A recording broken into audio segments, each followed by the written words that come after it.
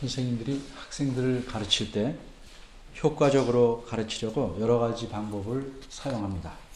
하얀 분필만 사용하지 않고 파랑, 빨강, 노랑 이렇게 다양하게 분필을 사용도 합니다. 또 글씨만 쓰지 않고 그림을 그리기도 합니다.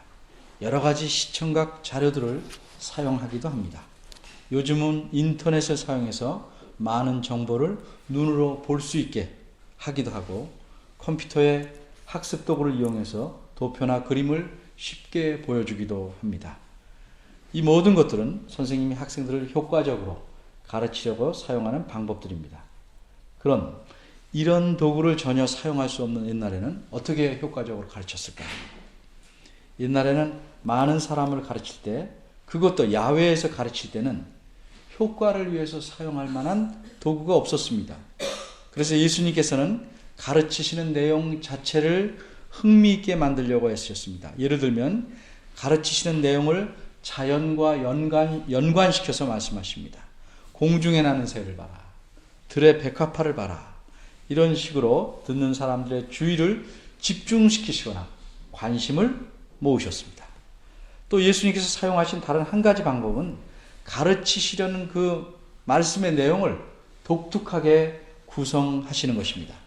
이렇게 구성하실 때는 예수님께서 주로 이야기 하나를 끼워 넣으시는데 이 흥미로운 이야기를 흔히 비유라고 표현합니다.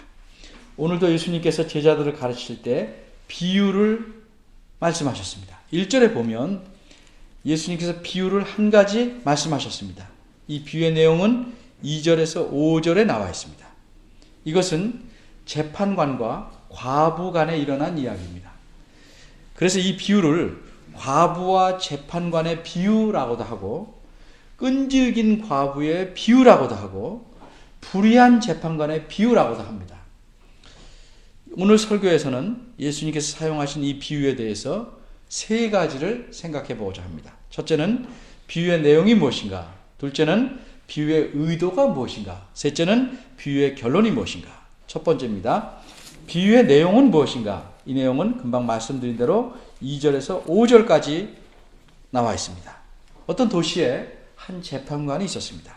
이 재판관은 못되고 교만한 사람입니다. 오직 자기만을 아는 사람입니다. 이 재판관이 얼마나 못된 사람인지를 2절에서는 예수님이 이렇게 말씀하십니다. 하나님을 두려워 아니하고 사람을 무시하는 한 재판관이 있었다. 이처럼 재판관은 하나님에 대해서도 사람에 대해서도 빈틈없이 못되먹은 그런 사람입니다. 이 사람은 이방인이 아니라 유대인인 듯합니다. 그러기에 하나님을 두려워 아니한다는 사실을 예수님께서 지적하신 겁니다. 이 재판관이 이방인이라면 당연히 하나님을 두려워하지 않았을 것이므로 그런 사실을 구태여 끄집어내실 필요가 없습니다. 이방인을 굳이 하나님과 연관해 말씀하려면 하나님을 모르는 사람이다. 이렇게 표현하는 것이 더 적절할 것입니다. 그러나 이 사람은 하나님을 알지만 그래서 마땅히 하나님을 두려워해야 할 사람인데도 그렇게 하지 않기에 이런 사실을 예수님께서 지적하신 것입니다. 사람이 누구든지 자기의 삶을 조금이라도 착하게 또는 경건하게 살려고 한다면 그렇게 하는 까닭은 그가 하나님을 두려워하기 때문입니다. 의식적이든 무의식적이든 하나님을 두려워하기 때문에 그렇게 하는 것입니다. 사람은 하나님을 공경하는 마음으로 하나님을 경외하든지 하나님을 무섭게 두렵게 여기든지 그래야 자신의 삶을 함부로 살지 않고 조심해서 살아갑니다. 그런데 이 재판관은 하나님을 경외하기는커녕 하나님을 두렵게 여기기조차 않았습니다. 그러니 그의 삶은 한마디로 제 마음대로 사는 것입니다. 그러기에 그는 당연히 다른 사람을 존중하지 않습니다. 자신이 재판관이니까 억울한 일을 당한 사람의 심정을 헤아리고 그 일을 올바로 처리해야 하는데도 그는 그렇게 하지 않습니다. 그렇게 하는데 사실 관심이 없습니다. 처음부터 그랬는지는 모르지만 현재로서는 관심이 없습니다. 그런데 이렇게 못된 재판관을 귀찮게 하는 일이 생겼습니다. 하나님도 다 다른 사람도 전혀 개의치 않은 사람은 일반적으로 자연히 자신을 끔찍하게 위하게 마련입니다. 억울한 일을 당한 과부가 자주 찾아옵니다. 거절하고 무시해도 찾아오기를 멈추지 않습니다. 이 과부는 재판관을 찾아와서 자신의 억울함을 풀어달라고 호소합니다. 이 과부가 거듭해서 찾아오니까, 그렇게 호소하니까 재판관은 몹시 귀찮고 성가셨습니다. 심하게 짜증이 납니다. 이렇게 귀찮은 일이 계속되고 이 귀찮은 일이 끝나지 않을 것 같아서 재판관은 고민합니다. 이 일을 어떻게 해결할까? 이렇게 고민합니다. 어떻게 하면 이 귀찮고 성가신 일에서 내가 벗어날 수 있을까? 그런데 아무리 생각해도 뾰족한 수가 없었습니다. 이제까지 겉으로는 찾아와서 호소하는 과부의 간청을 듣는 척 했습니다. 그러나 그 원한을 풀어주지 않았습니다. 그러기에 과부가 계속 찾아오고 있는 것입니다. 그렇다면 아예 오지 못하게 할까? 그러나 그것은 할 수 없는 일입니다. 차마 할 수 없는 일입니다. 그 과부가 불쌍해서가 아니고 명색이 재판관인데 사람들의 눈이 있고 자신의 명예와 체면이 있는데 찾아오는 여인을 강제로 못 찾아오도록 할 수는 없었습니다. 그렇다면 이 귀찮음에서 벗어날 수 있는 방법은 오직 하나밖에 없습니다. 그것은 과부의 호소대로 행하는 것뿐입니다. 사실 그 과부의 호소를 들어주는 일은 힘든 일도 아니고 법을 어기는 일도 아닙니다. 오히려 법을 지키는 일이고 그래서 자신의 명예를 높이는 일이 될 수도 있습니다. 그 과부는 재판관을 찾아와서 자신의 원한을 풀어달라고 합니다. 3절 5절에 나와 있습니다.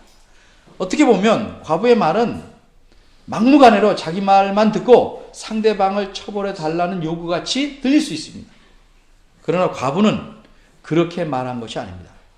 성경 원어에 따르면 과부는 자신이 억울한 일을 당했으니 제대로 살펴보시고 반드시 공의롭게 처리해 달라는 것뿐입니다. 이것이 자신의 원한을 풀어달라는 의미입니다. 그러니 과부의 호소는 정당한 것이고 마땅한 것을 요구한 것입니다. 재판관이 공의롭게 재판하지 않을 것 같기에 제발 공의롭게 재판해 달라는 것이 과부의 간청입니다. 재판관은 힘이 없는 과부의 이 재판권에 거의 신경을 쓰지 않고 미적미적 미루어왔습니다. 그런데 이 귀찮은 일이 계속되니까 빨리 이 귀찮은 데서 벗어나야겠다고 생각하게 된 것입니다. 이 재판관은 이 세상에서 이제껏 아무것도 무서운 것이 없었습니다. 하나님도 안 무섭고 사람들도 무섭지 않았습니다. 그래서 자기가 하고픈 대로 제 마음대로 방자에게 행동했습니다. 그러나 적어도 이 재판관에게 사람이나 사람들보다 강한 당해낼 수 없는 것이 생겼는데 그것이 귀찮음입니다. 결국 재판관은 이 귀찮고 성가신 일에 대해 항복하게 된 것입니다. 이것이 비유의 내용입니다. 두 번째로, 그럼 이런 비유를 말씀하신 의도가 무엇인가? 다시 말하면 예수님께서 어떤 목적을 가지시고 이 비유를 말씀하셨는가에 대해서 생각해 보려고 합니다. 사람은 누구든지 어떤 말을 하는 데는 나름대로 의도나 목적을 갖고 있습니다. 별로 영양가가 없는 이야기를 주저리 늘어놓으며 친구들과 잡담을 할지라도 그렇게 하는 데는 목적이 있습니다. 마음을 풀든가 친구들과 친밀함을 나누려고 하든가 등등 사소한 것이라 할지라도 목적이나 의도가 있는 것입니다. 그래서 다른 사람이 그렇게 말하는 의도나 목적을 안다면 그 사람의 말을 빠르고 정확하게 이해할 수 있습니다. 예수께서 이 비유를 말씀하신 의도는 무엇일까? 1절에서 그 의도가 매우 분명하게 드러납니다. 예수께서 이 비유를 말씀하신 의도는 항상 기도하고 낭망하지 말게 하시려는 겁니다. 그런데 사람이 하나님께 기도하는데 어째서 낭망하는 일이 생길까? 사람은 기도함으로써 하나님께 무엇을 간구합니다. 그리고 이렇게 간구할 때 자신의 소원대로 이루어지길 바랍니다. 가급적 빨리 이루어지기를 기대합니다. 그런데 대부분 그렇게 되질 않습니다. 그래서 실망하게 됩니다. 한 번, 두 번이 아니라 여러 번 간구해도 자신의 기대대로 이루어지지 않거나 응답이 없으면 어떻게 됩니까? 그 다음엔 기도가 시들해집니다. 기도하지 않게 됩니다. 기도해도 아무 도움이 안 된다는 생각이 들기 때문입니다. 그런 줄 아시기에 예수님께서는 이 비유를 말씀하신 겁니다. 1절을 원어에 따라 조금 자세히 살펴보면 우리말에서는 담겨는 있습니다만 뚜렷하게 드러나지 않은 낱말이 있습니다.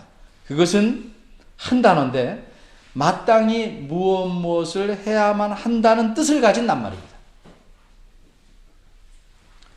따라서 이 낱말을 살려서 이 비유를 말씀하신 의도를 풀어 본다면 이렇습니다. 예수님을 믿는 자라면 기도하고 자기의 기대대로 이루어지지 않는다고 할지라도 마땅히 항상 기도해야 할 것이며 결코 포기하거나 낭망하지 말고 늘 소망을 가져야 마땅하다는 사실을 가르치시는 겁니다. 자기의 기도대로 안 돼도 계속 기도하라. 항상 기도하라. 그리고 결코 낭망하고 실망하지 마라. 소망을 가져라. 이것이 이 비유를 가르치시려는 의도. 그게 마땅한 태도라는 거죠. 그런데 현실을 보면 기도가 이루어지지 않는 일이 많은데 어떻게 포기하지 않고 기도할 수 있겠습니까? 아무런 기대도 없이 기도한다면 혹 모를까 기대를 갖고 기도하기 마련이죠. 기대를 갖고 하나님께 간구하면 결과를 보면 실망하기가 쉬운데 그럼 어찌하란 말인가?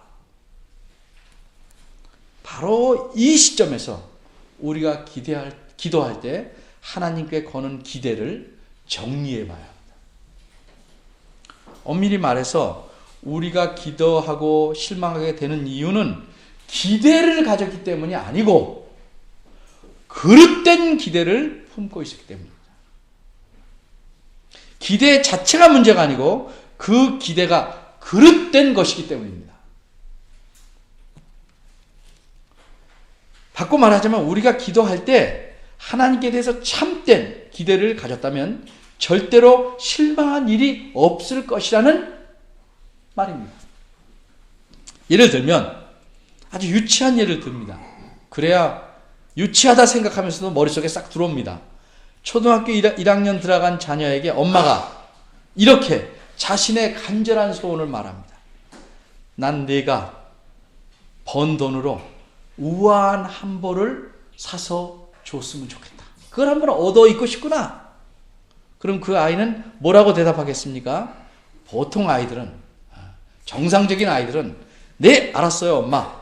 내가 이 다음에 돈 많이 벌어서 멋진 한복을 해드릴게요. 라고 대답할 것입니다.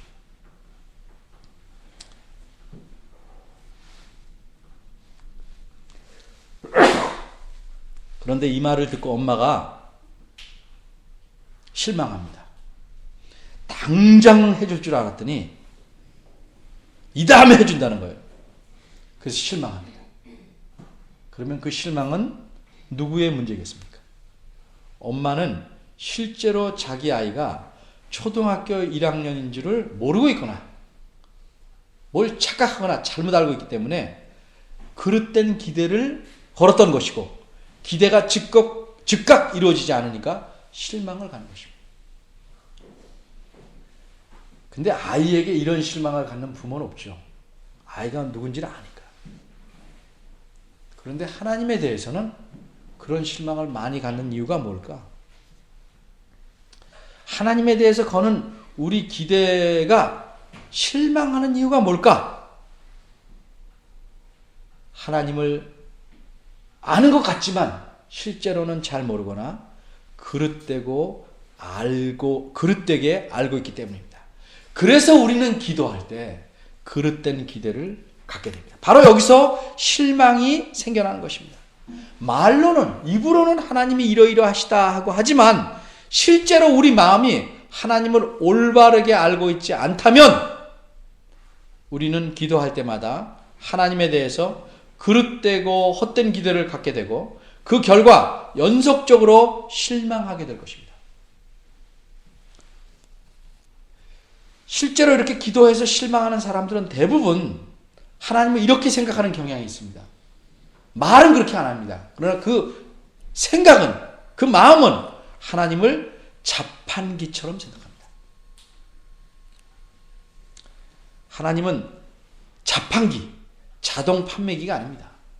하나님은 돈을 넣고 단추를 누르면 내가 원하는 물건을 척척 내주는 그런 자판기가 결코 아닙니다. 내가 기도만 하면 기도한 대로 척척 들어주는 그런 자판기가 아닙니다. 우리가 정상적이고 사력 있고 지혜로운 부모라면 아이들이 말하는 것을 다 들어주려는 마음이 있지만 말한다고 다 들어주겠습니까? 제정신을 가진 부모가 아니죠, 그러면. 사람이 늘 기도하면서 낭망하지 않으려면 하나님에 대해서 올바로 알아야 합니다. 그래서 예수님께서는 이 비유를 말씀하신 겁니다. 하나님이 어떤 분이신지를 바르게 알게 하기 위해서 이 비유를 말씀한 것입니다. 그래야 항상 기도할 수 있고, 그래야 자기 원대로 안 이루어져도 낭망하지 않을 수 있기 때문입니다. 세 번째로 이제 비유의 결론을 알아보겠습니다. 결론은 6절에서 8절입니다. 이 비유의 내용에서 우리가 무엇을 초점을 맞추고 생각해야 될까? 언제나 하나님 말씀을 올바로 알기 위해서는 기록자가 특별히 표현한 것이 있는가?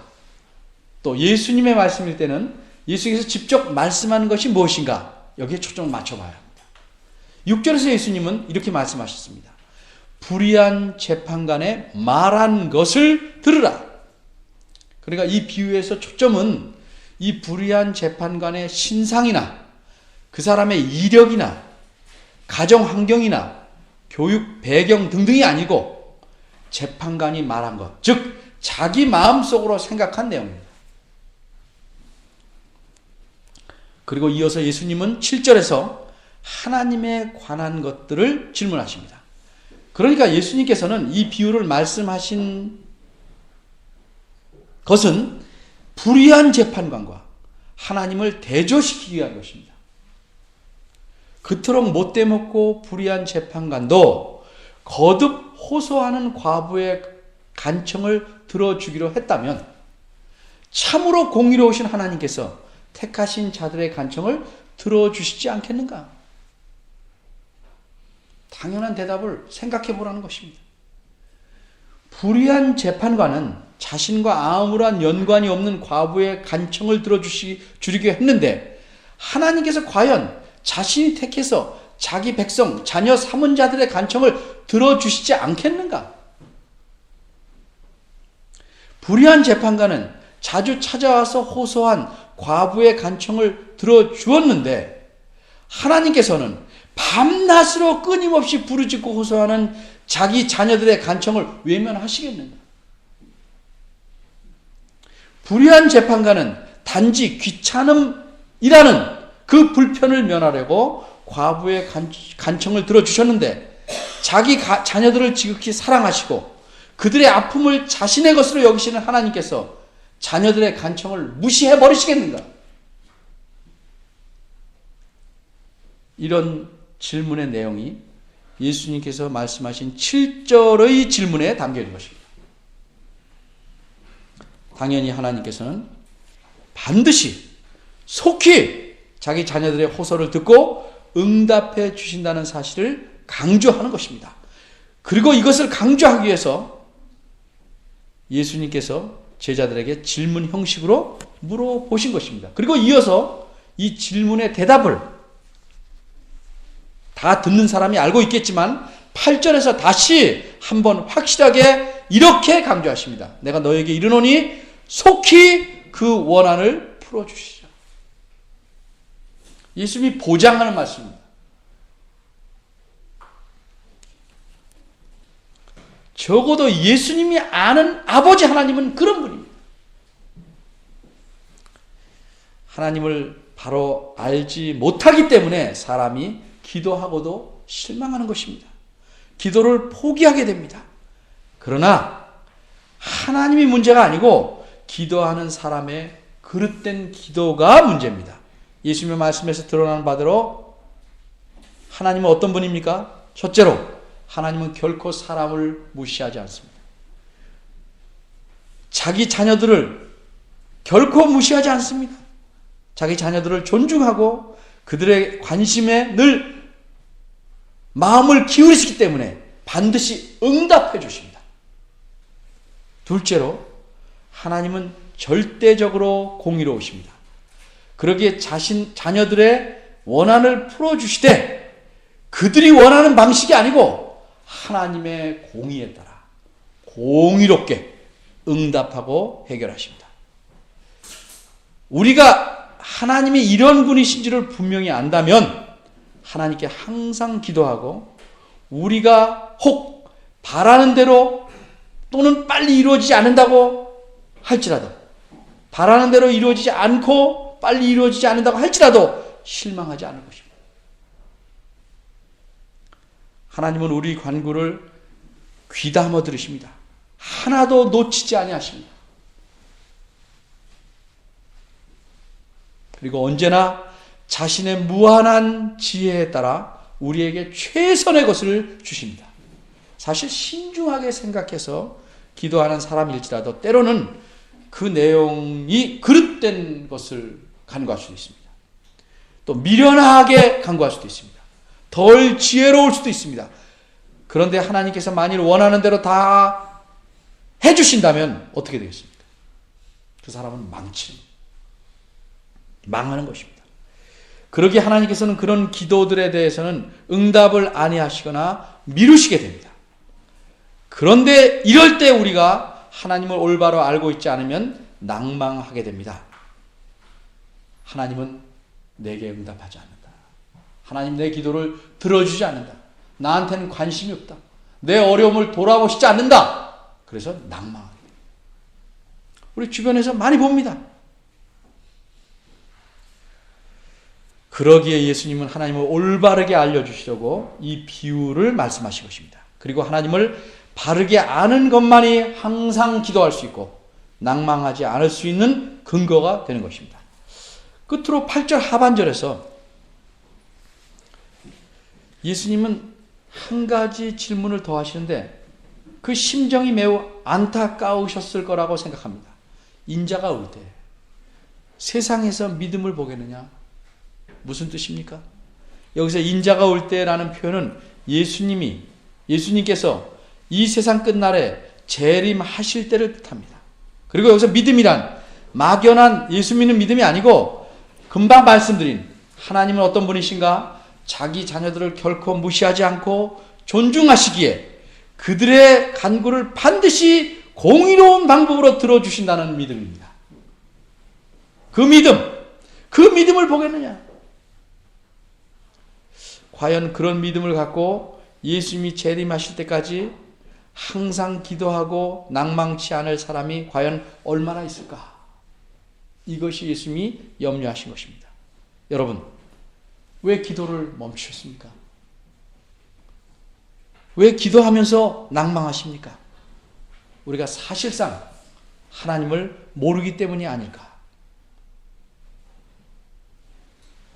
부디 바라기는 예수님께서 재림하실 때까지 하나님에 대한 이러한 믿음을 굳게 잡고 기도하며 낭망하지 않고 늘 소망하는 사람이 되시기를 바랍니다. 기도하겠습니다.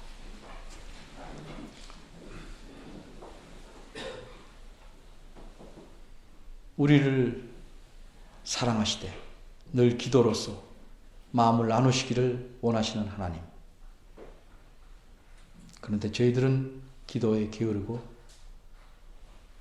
곧잘 실망해서 기도를 포기합니다.